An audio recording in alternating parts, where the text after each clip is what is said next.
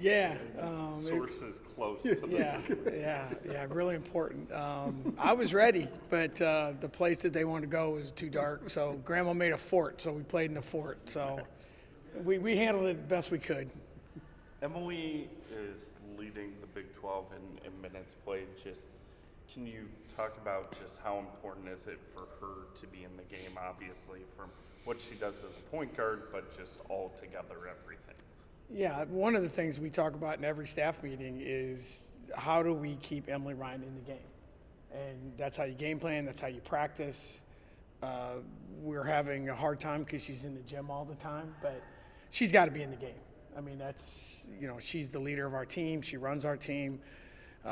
There's no one on our team that is trusted more by anyone and everyone. So we've got to be smart. We got to, not overuse her. Our practice. The good thing now, practices are really short. So I think we're doing a good job there. We have 2 weeks and then we get our bye.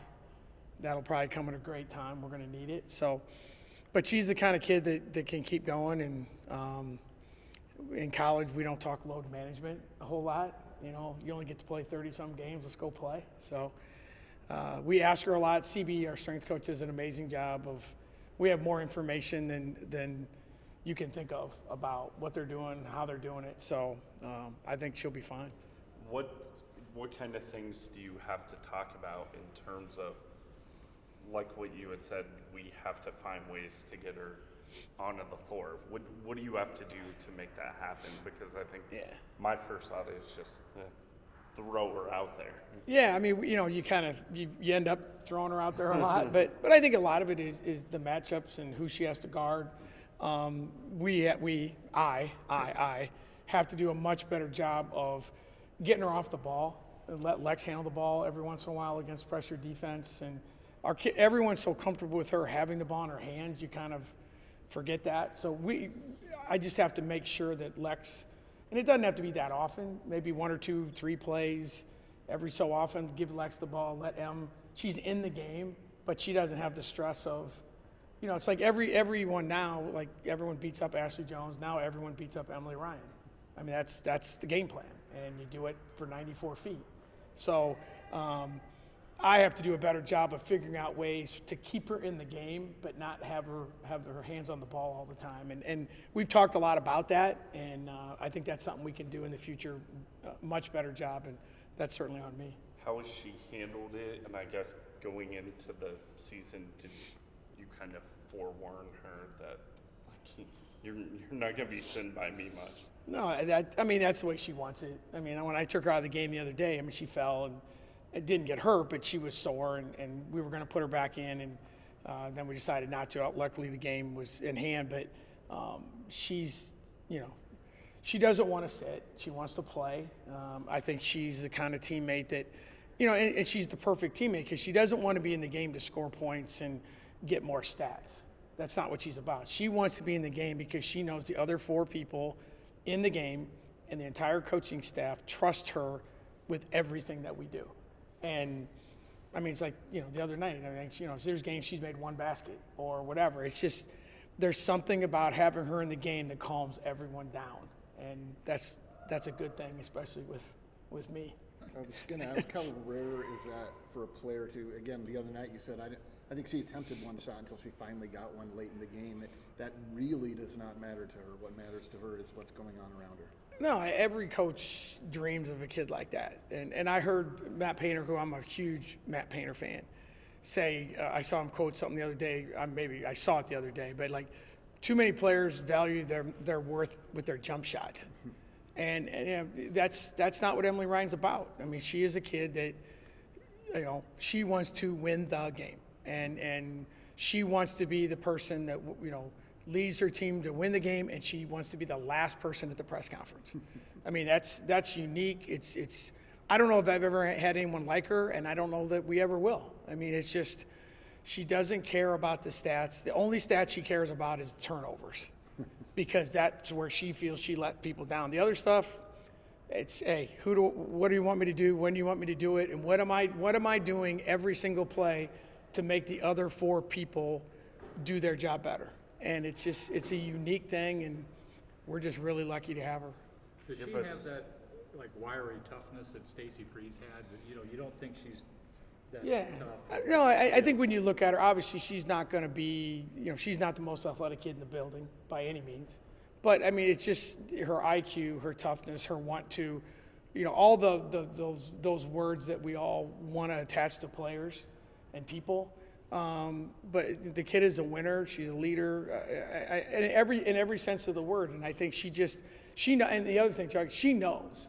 Like, she knows when she plays against certain people, they're more athletic than me. They're quicker than me. Well, then I have to be tougher, smarter, more committed. I got to study my scouting report more. Whatever I have to do more. Right now we talk with our players all the time about who's more committed, more invested. A lot of them aren't.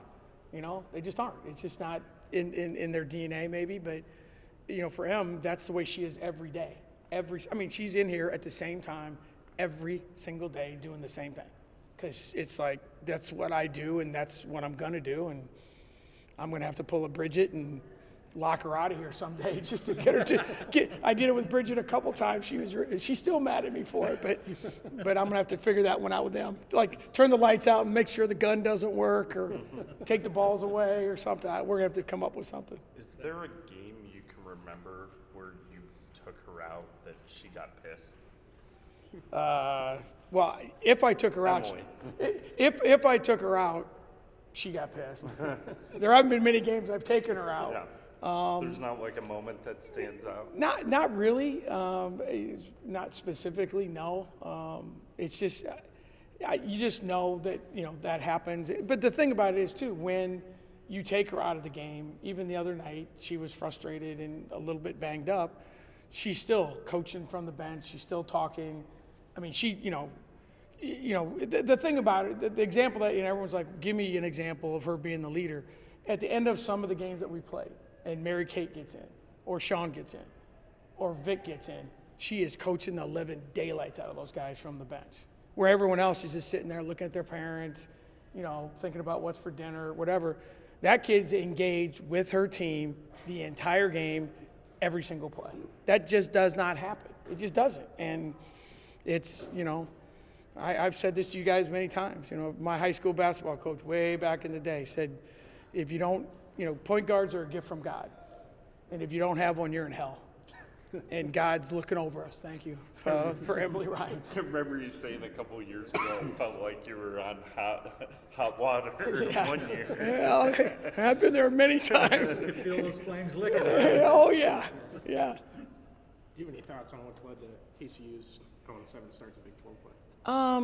They have a lot of new kids. I mean, they're one, unfortunately for them, I think one of the things that's happened is our league got really old and they went the other way. So that's just the nature of our league. And they've probably played some of the tougher teams early. And, now we're at the stage where I think it's TCU and Baylor, the only two teams we haven't played. So it's hard to believe we're at this point in the season, but got to play the game the way we play, get on the road, try and steal one there because, now you're at that stage where everyone's kind of paying a little more attention to the standings and how do you stay in that top half and how do you keep – and the one thing I tell our kids all the time is you don't worry about what the other teams are doing, but until the byes start, usually there's 5 games a weekend.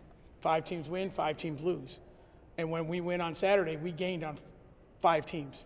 And that's – and winning streaks are hard in this league, even if it's 2 games, 3 games, So our kids will be ready to go. We had a good, we needed the day off yesterday for a lot of reasons. Everyone did. And we'll come back to work today and hopefully be ready Wednesday.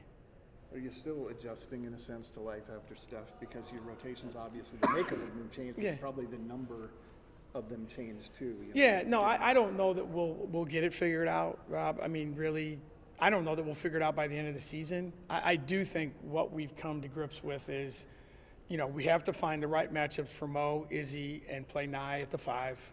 The other guys are pretty much set. We need to get more opportunities and more situations to play Maggie. But I think right now, we know what we have, and now it's just a matter of, certain games, like the K-State game, playing a true 5-man wasn't a great fit, and then Saturday it was, and that's why you saw Izzy more. So I think it's more how do we, the personnel groupings that you hear about in football all the time. That's become more of a thing. Where before it was like the groupings didn't matter because you had Steph. Yep. Now the personnel groupings matter a lot more, and we just have to do a better job of figuring that out. But I thought our kids did an amazing job last week.